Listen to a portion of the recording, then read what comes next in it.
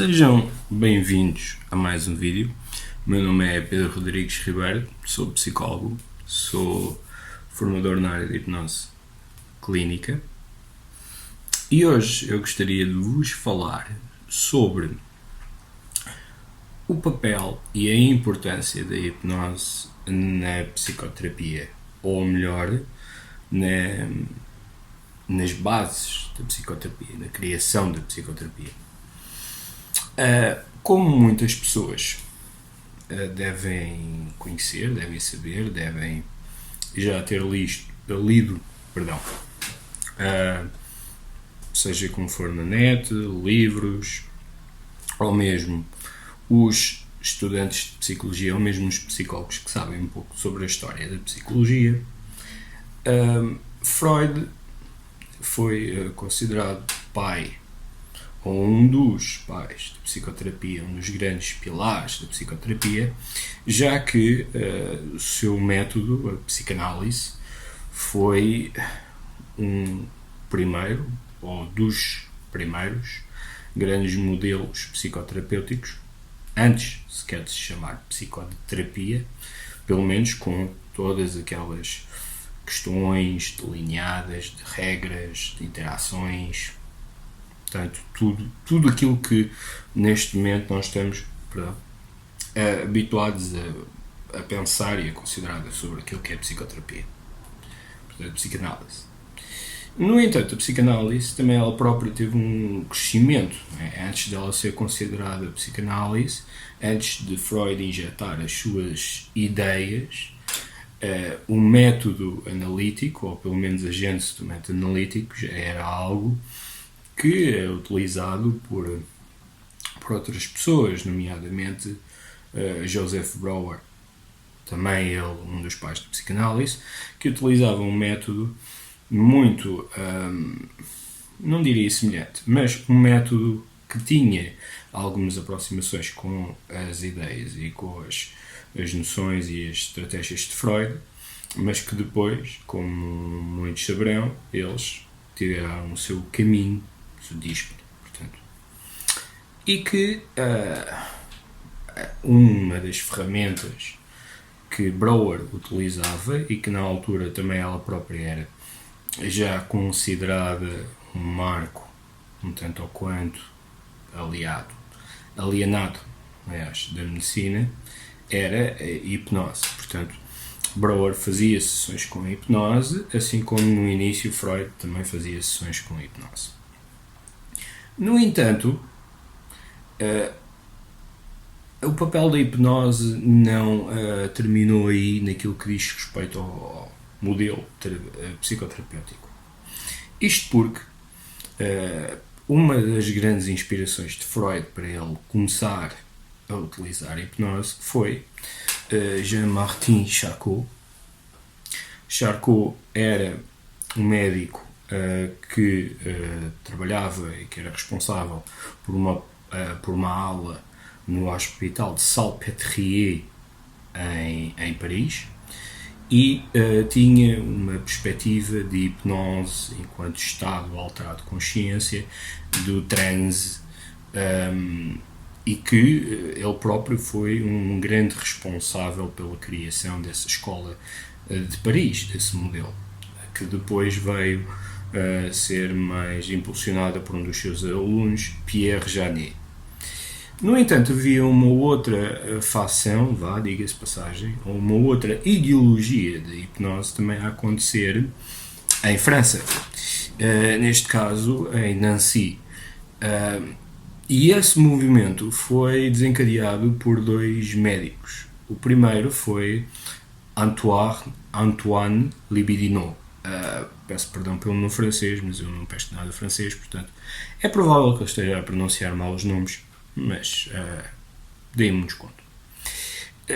Libidinot tinha uma visão da hipnose diferente daquela que Charcot tinha. Portanto, a visão de Libidinot, que depois foi aumentada por um dos seus alunos, que é o nome ao qual eu gostaria de falar mais e que já vem a seguir, É uma visão de que o transe não existe e que a base da hipnose está na sugestão, portanto, na linguagem hipnótica propriamente dita, e que se devia, lá está o foco, de um foco da atenção, e a partir daí as sugestões eram dadas de forma a criar os fenómenos. Portanto, era na interação, no aumento das expectativas, no poder da sugestão, linguagem.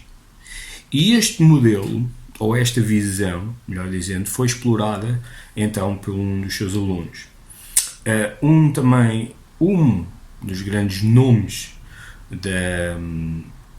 da hipnose e ao mesmo tempo da psicoterapia, isto sim, Hippolyte Bernheim. Bernheim escreveu vários artigos e pelo menos 2 ou 3 livros que incidiam não só sobre a sua perspectiva sobre a hipnose e o papel da sugestão, mas hipnose e sugestão direcionados com psicoterapia.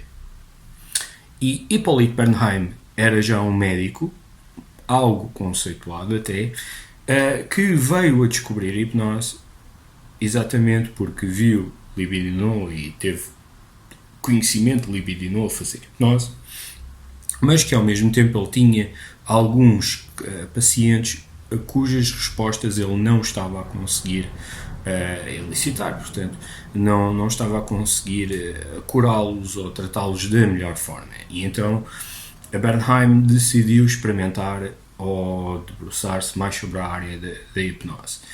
E essa coligação ou essa parceria entre Libidinou e Bernheim acabou por gerar aquilo que também é conhecido como a escola de Nancy, e portanto ela era diametralmente oposta à escola de Paris, pelas razões que eu enunciei anteriormente, da sugestão como a base. E no início Bernheim utilizava a hipnose um pouco como uma forma quase tradicional de hipnose era usada, portanto numa dinâmica de o terapeuta é um elemento superior, o paciente é um elemento passivo e que portanto ele dava as sugestões, ou as sugestões são dadas e os fenómenos aconteceriam quase automaticamente, e então a partir daí eram desencadeados os processos necessários para que se operasse a mudança, mas que no entanto Bernheim começou a adotar uma postura muito mais relacional e muito mais interativa.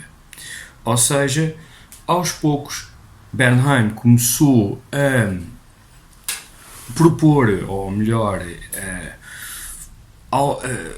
propor, criar condições para que se começasse a gerar um ambiente de interação, o que no fundo o paciente começava a interagir com o terapeuta neste estado de hipnose, o que na altura era inédito, ou pelo menos não era muito comum.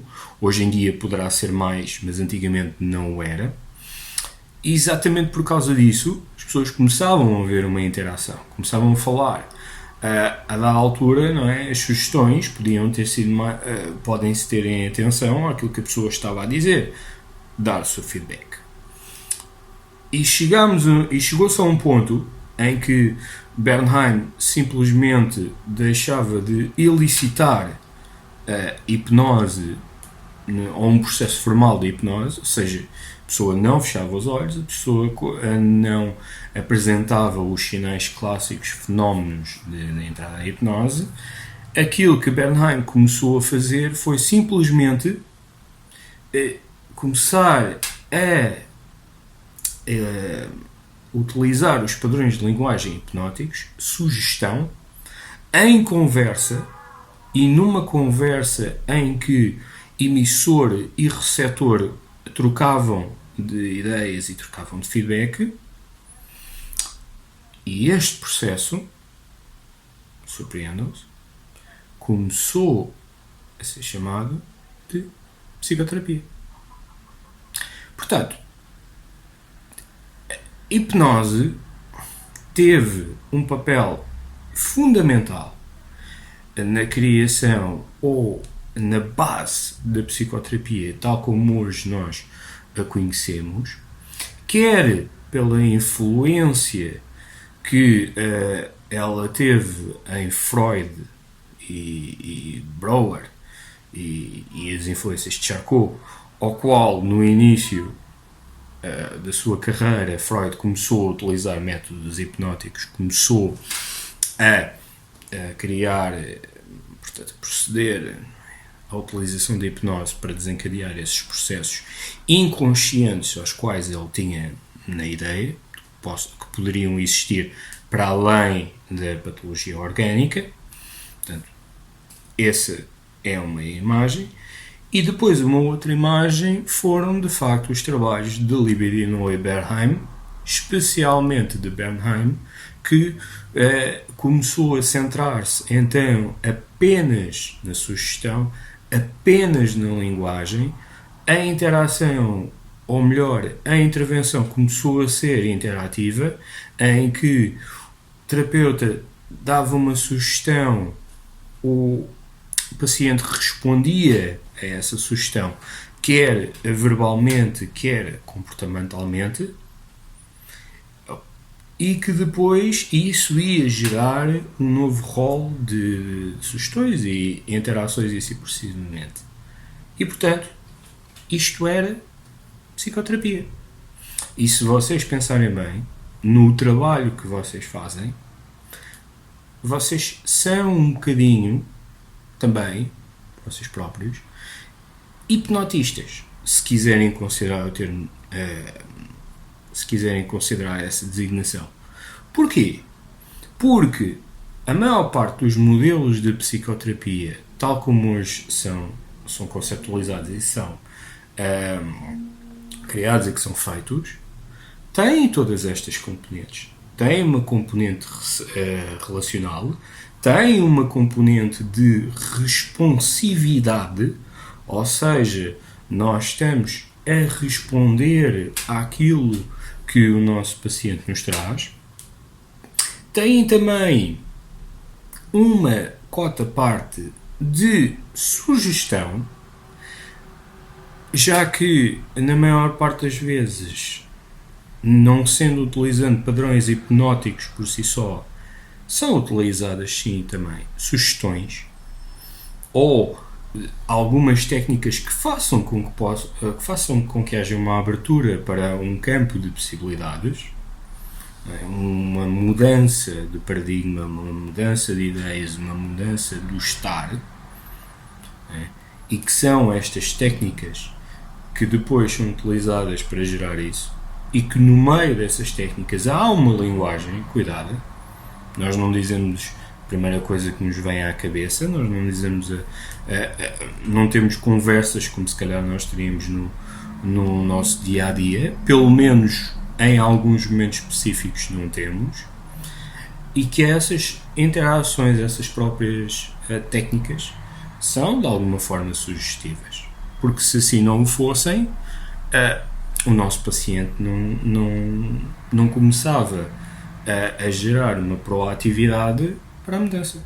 Portanto, também temos estes pontos.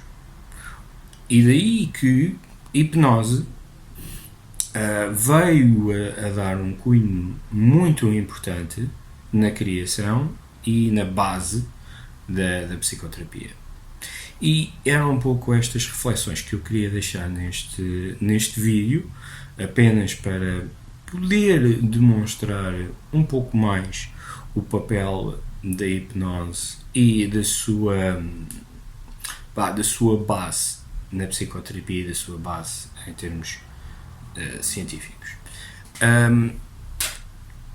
Desejo-vos um bom fim de semana, se for esse o caso. Se gostaram deste vídeo ou se o tema foi pertinente para vós, partilhem com outros que também possam ter a mesma opinião ou que possam achar mais interessantes. Quanto a mim, despeço-me por hoje. De novo, uns votos de um bom fim de semana. Se for o caso, boas férias para vocês e até uma próxima.